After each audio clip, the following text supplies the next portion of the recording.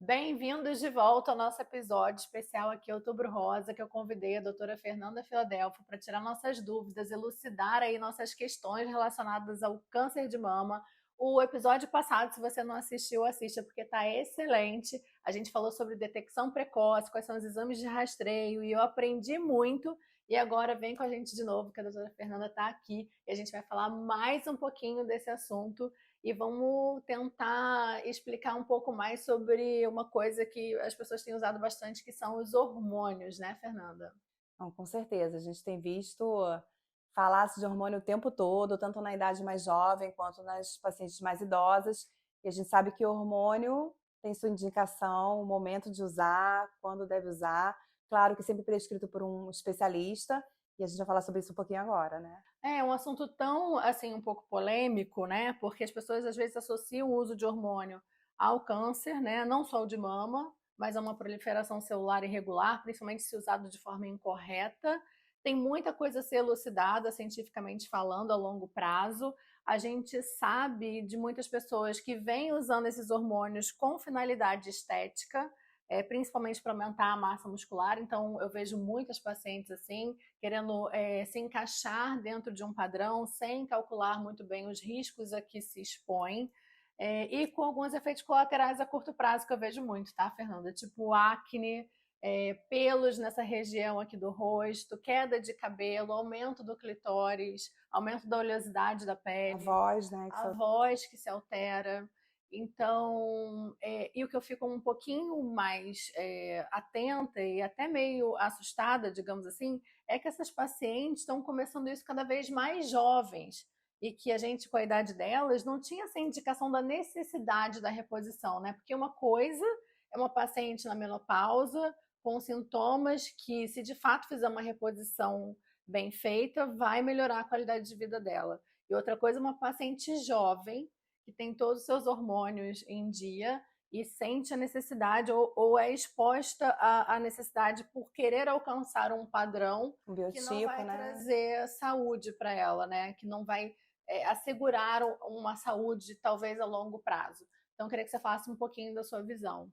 Pois é, eu acho que esse uso de hormônio é tudo muito novo, né? Como você falou, na nossa época, esse uso de hormônio das pacientes jovens, né? Vamos separar aqui as pacientes na pré-menopausa, nas pacientes na pós-menopausa, ou seja, pré-menopausa, aquelas pacientes que ainda ciclam, que têm um ciclo menstrual e que tem o estímulo no corpo delas principal do estrogênio e também da progesterona, daquelas pacientes mais idosas que já estão na pós-menopausa e que não menstruam mais, não ciclam mais e que aí sim acabam fazendo a reposição hormonal. Então vamos falar primeiramente do grupo mais jovem, né? E que está buscando esse uso de hormônio para fins estéticos, para definição muscular, para alcançar um biotipo, né? E que a gente não sabe, a curto prazo você já falou das consequências, mas a gente não sabe a longo prazo o que vai vir por aí, né? A gente sabe que o hormônio em demasiado, a gestrinona é o hormônio que está sendo muito usado, né? No chip da Ele beleza, chip da beleza, né? É um precursor da testosterona, então essa paciente ela vai ter um aumento da testosterona no organismo dela.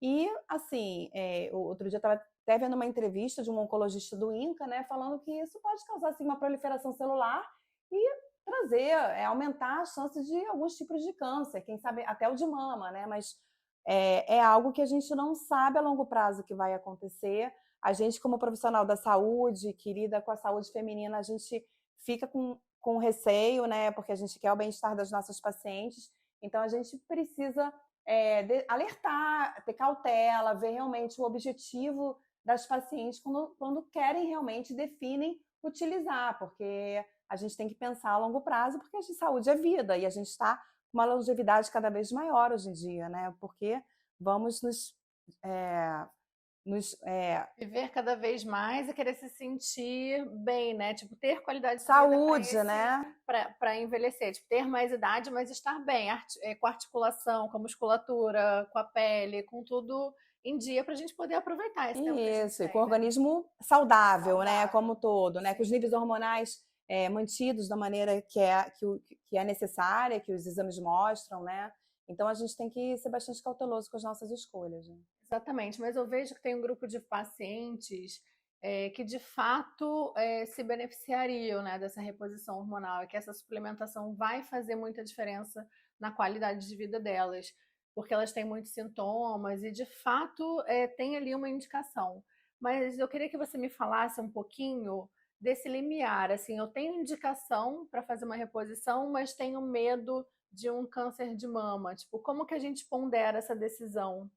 Então, a terapia hormonal, ela é indicada para as pacientes na pós-menopausa, aquelas pacientes que já têm, tanto laboratorialmente, né, faz o exame de sangue, tem os níveis reduzidos do estrogênio, né, e também da progesterona, mas o estrogênio é o principal hormônio, ou que sentem sintomas, e aí, no caso, o ginecologista, o mastologista, ele vai estar olhando a clínica como um todo, tanto a parte dos sintomas da paciente, que a paciente sente, quanto também a parte dos exames laboratoriais, né? Então, ele vai estar indicado, só que nessa conversa com a paciente é necessária a anamnese, a conversa como um todo.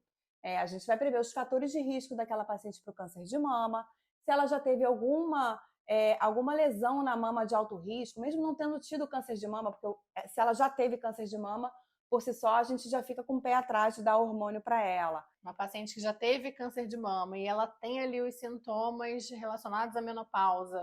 Normalmente ela não vai mais tomar hormônio. Por quê? Porque o estrogênio, que é o principal hormônio que cai os níveis na pós-menopausa, na menopausa, que é reposto, é um hormônio pró-câncer de mama, entre aspas. Ele realmente, essa reposição hormonal, e o estrogênio é o principal hormônio, pode sim aumentar a chance da paciente ter câncer de mama.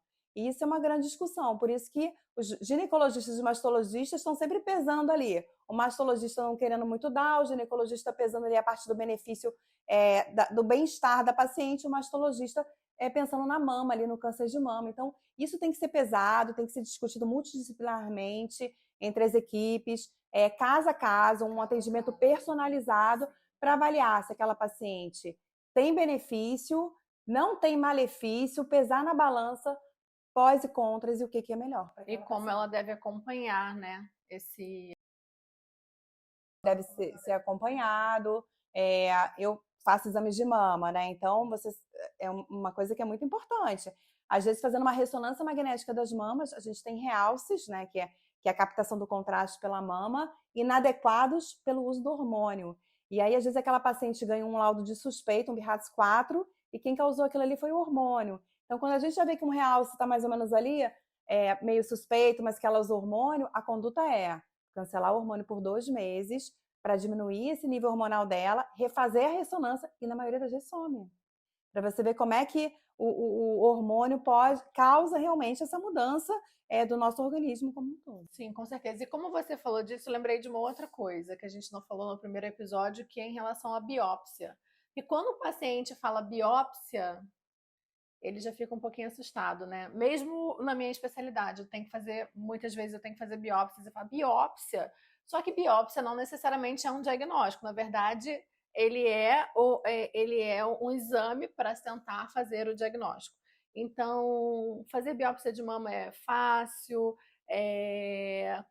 Explica um pouquinho pra gente sobre biópsia de mama. Então, a biópsia ela vai estar indicada quando a gente tem alguma lesão suspeita. A gente segue uma bíblia da mama chamada de BIRADS, né? Todo mundo já deve ter escutado falar do BIRADS, que nada mais é do que um livrão, um guia da radiologia mamária, que a gente categoriza as lesões de acordo com o grau de suspeição delas. E o BIRADS 4 e 5 são os BIRADS suspeitos e altamente suspeito, que leva a biópsia. A grande maioria vai ser 4, 5 é só quando a gente já tem certeza que se trata de um câncer. Mas a grande maioria, 4, é suspeito, mas não quer dizer, como você disse, que a paciente tem câncer. Uhum. É sim uma lesão que precisa de biópsia, e a biópsia vai dar a confirmação. Muitas vezes a lesão é benigna, muitas vezes, mas precisa da biópsia para a gente ter certeza. Por quê? Porque como tem uma suspeição maior que 2%, na verdade, assim, o BIRADS 4A, que a gente subdivide, é de 2 a 10%, ou seja, ainda é uma chance de malignidade muito pequena, né? Mas ainda assim, as chances de tratamento é tão maior do que a gente ficar acompanhando essa paciente e descobrir alguma coisa, então a gente o BIRADS prefere sugerir uma biópsia nesses casos, mesmo com uma chance maior de vir benigno. Claro que em muitos casos tem a chance de vir positivo, mas a gente faz quando a gente tem esse BIRAD suspeito. E a biópsia ambulatorial, a biópsia percutânea com agulha, é um procedimento super simples. né? Anestesia local, a gente faz na clínica radiológica, como aqui a sua clínica, uma clínica com todos os equipamentos para se fazer essa biópsia, anestesia local, guiada por agulha. Normalmente não é necessário ponto, nem sutura, nada disso. E quando termina, a paciente vai no mesmo dia para casa, repousar, colocar gelo, então não é nenhum bicho de 7 cabeças. Então não é para ter medo, é para fazer diagnóstico e é para resolver. Se for indicada, é para fazer e para resolver. Isso aí. Então tá, Fernanda, muito obrigada mais uma vez, mais um episódio aí especial, câncer de mama, outubro rosa, vamos prevenir, vamos conscientizar as mulheres e até a próxima, gente. Beijo. Beijo, tchau, tchau.